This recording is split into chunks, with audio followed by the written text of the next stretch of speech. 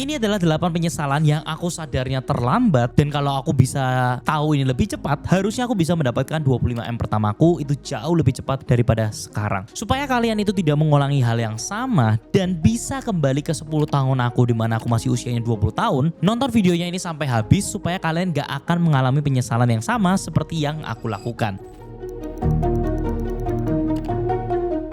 Yang pertama, kalian itu fokus di satu industri dan tidak pernah berpindah-pindah ke tempat yang lainnya. Walaupun aku bisa dibilang cukup muda untuk memulai sebuah entrepreneurship, di usia aku 17 tahun, aku sudah fokus, tapi fokusnya bukan di bidang properti. Yang aku lakukan adalah fokus di bidang F&B. Aku cukup mengeluarkan banyak waktu, tenaga, pikiran di dunia F&B tersebut. Aku bahkan menyudahi bisnis F&B ku setelah aku 9 tahun berkiprah di sana. Ada di satu sisi di mana aku akhirnya megang brand F&B juga dan juga masuk ke dalam dunia real estate, dan menurutku itu jadi sangat tidak maksimal. Di zaman sekarang distractionnya jauh lebih luar biasa dibandingkan zamanku dulu. Kalian semua akan melihat semua rumput tetangga itu terlihat lebih hijau. Mau kalian mau ekspor, mau kalian itu saham, kripto, properti, digital marketing, semuanya kelihatan menarik. Tapi kalau aku bisa ngulang, aku akan lihat semuanya, compare satu persatu, kemudian aku bakal fokus dan all in ke dalam industrinya itu. Tidak akan pernah berpindah lagi ke mana-mana karena sudah riset selama 6 bulan mana yang lebih menguntungkan. Gak apa-apa kalian itu takes time lebih banyak untuk riset dibandingkan kalian itu sudah terlanjur masuk dan setelah 3 tahun kalian ngerasa akan stuck dan pindah ke industri yang lainnya. Itu akan jauh lebih ngebuang waktu.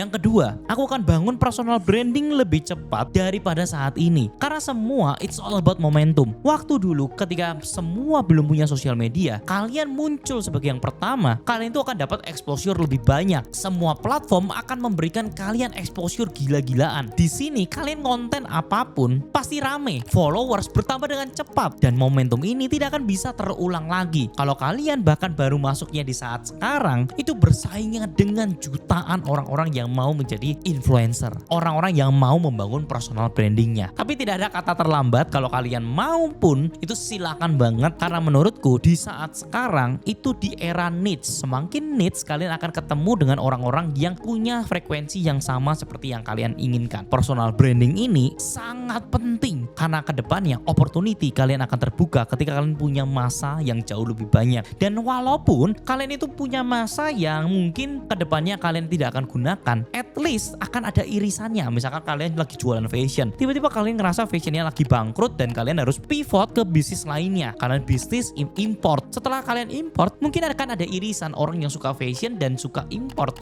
fashion, yang mana orang-orangnya itu mungkin ada irisannya. Jadi kalian tidak akan pernah salah untuk punya audiens kalian sendiri. Ketiga, ambil gambling sebanyak-banyaknya. Kerjaan jangan hanya terpantau sama 1-2 hal. Pastikan kalian minta tanggung jawab yang lebih banyak lagi. Kalau bisa, minta ke ownernya. Kalau kita bisa meningkatkan omset berapa, kita akan mendapatkan revenue berdasarkan dari peningkatan omset tersebut. Itu dimanapun semua perusahaan akan setuju. Yang menjadi masalah, mereka menuntut tapi tidak dengan penambahan omset dari perusahaannya tersebut. Nah ini, kalian harus bisa men-challenge diri kalian sendiri. Kalau kalian bisa melakukan hal yang berbeda, kalian bisa mendapatkan hasil yang berbeda dengan menunjukkan performa kalian. Aku gimana ya cara meningkatkan ya? Aku coba cari di YouTube gimana caranya bisa meningkatkan kualitas dari kontennya. Aku akan meningkatkan kualitas dari cara closing rate-nya. Ini yang harus dipikirkan. Dan ketika kita banyak ambil gambling dengan tanggung jawab yang banyak, itu akan secara tidak langsung meningkatkan kapabilitas kalian, kemampuan berpikir kalian, dan edukasi kalian, dan meningkatkan skill kalian juga. Kemudian yang keempat, invest ke sesuatu yang kalian benar-benar pahamin. Mulai dari kecil. Kesalahan dari banyak orang, mereka itu ngerasa ketika di timing yang lagi naik, dia akan merasa dia paling jago, paling keren, paling tahu semuanya. Jadi ketika masuk itu bukan cuman uang 10%, 20% dari hartanya. Masuknya itu bertambah dari yang awalnya hanya 20%. Karena dia ngerasa ada kenaikan, dia jago, dia tambahnya 50%. Karena naik lagi, dia all in sampai bahkan berhutang. Nah ini yang kadang-kadang menjadi menjadi salah karena greednya itu tidak bisa dikontrol. Kalian coba dulu masuk ke dalam industrinya menggunakan uang yang kecil. Kalian lihat profit yang kalian dapatkan mungkin kecil, tapi kalian dapat pembelajaran dari sana. Karena ketika di pasar yang lagi naik, semua orang akan ngerasa pintar. Tapi kalau di pasarnya lagi turun, semua orang akan berbondong-bondong, kebingungan harus mau ngapain. Yang kelima, cari lingkungan yang bisa bikin kamu tuh berkembang. Aku punya temen yang setiap kali ketemu isinya cuma bahas masalah lalu di SD, masalah lalu di SMP, dan kalau misalkan ngobrol itu selalu isinya hujatan tentang ini, tentang itu, ngegosipin A, ngegosipin B. Bahkan kalau diajak bisnis pun selalu yang dipikirin jelek-jeleknya terus. Kalau misalkan kayak gini ya Ton, aku pernah punya pengalaman jelek banget, susah pakai bisnisnya gini, karyawannya susah dikontrol, nanti SOP-nya bakal susah dibuat, operasionalnya bakal pusing. Ujung-ujungnya setiap kali ditawarin sebuah kerjasama bareng gak pernah mau menutup mental blocknya. Jadi sekarang setiap kali ketemu aku lebih prefer untuk tidak pernah ketemu. Kenapa? Karena orang yang seperti ini itu toxic, bakal bikin kamu ketemu dengan orang-orang yang sama sefrekuensi dengan dia. Jadi biarkan yang menjadi lalat fokusnya sukanya di sampah, tinggalkan mereka. Mereka akan masuk ke dalam sampah-sampah lainnya dan bertemu lalat-lalat lainnya. Dan fokus kalian itu mencari lebah-lebah yang bisa mendatangkan madu yang luar biasa banyak. Yang keenam, setelah kalian tahu industri mana yang kalian pilih, fokus cari yang terbaik. Kalian riset orang mana yang benar-benar mengerti industrinya tersebut dan melakukannya dengan sungguh-sungguh. Memang sebenarnya akan susah ketika kalian itu melihat banyak influencer, kelihatannya kalau ngobrol itu lancar sekali, menjelaskannya itu bagus sekali. Tapi yang bisa ngebedain adalah berapa lama dia stay di market tersebut. Banyak orang yang hanya dalam setahun 2 tahun ternyata tidak lagi masuk ke dalam marketnya itu dan pindah-pindah terus. Hari ini ngomongin A, besok ngomongin B, besok ngomongin C. Jadi fokus cari orang yang memang sudah experience secara lama di industri tersebut. Yang ketujuh, kalian fokus belajar tentang productivity, leadership, dan juga hiring. Karena menurutku 3 hal ini adalah kunci kesuksesan di setiap bisnis. Kalian tidak akan pernah bisa punya bisnis yang bagus kalau kalian itu tidak bisa hiring orang-orang yang tepat. Dan kalau kalian tidak bisa punya produktivitas sendiri, kalian tidak bisa mengontrol diri kalian sendiri untuk bisa menjadi lebih produktif, itu hanya akan buang-buang waktunya kalian. Dan setelah kalian bisa mengontrol diri kalian sendiri, waktunya kalian bisa mengontrol orang-orang di bawahnya kalian dan bisa menginfluence mereka untuk melakukan hal yang sama seperti yang kalian lakukan. Dan di sini adalah fungsi dari leadership itu sendiri.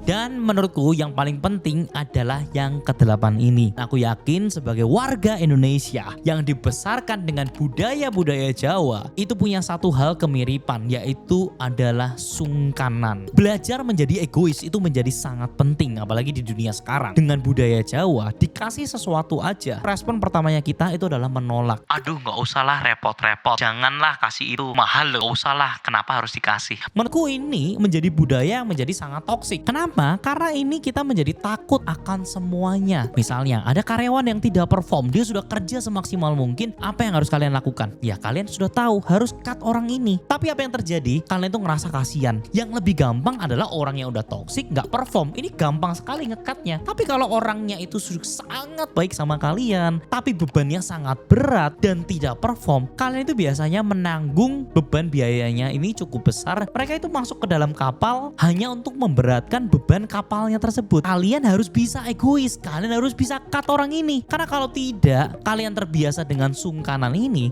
membuat kalian itu tidak bisa kemana-mana. Kalian lihat orang-orang yang jauh lebih sukses itu adalah orang yang cepat memutuskan. Makanya kenapa Donald Trump itu bisa sampai memimpin negara. Kenapa orang-orang banyak yang menghujat dia, tapi dia itu menjadi orang yang penentu keputusan tertinggi. Karena dia itu egois. Dia harus bisa menjadi egois untuk bisa mendapatkan suara yang banyak supaya pro dan kontra. Ada orang yang suka banget, ada orang yang benci banget. Tapi gimana caranya kita bisa memenangkan yang suka banget itu jauh lebih banyak. Menjadi egois itu menjadi kunci yang penting. Kita sebagai orang atau leader pasti akan banyak tidak disukai di bawah-bawahnya. Tapi menjadi egois itu menjadi sangat penting di dalam bisnis kita sendiri.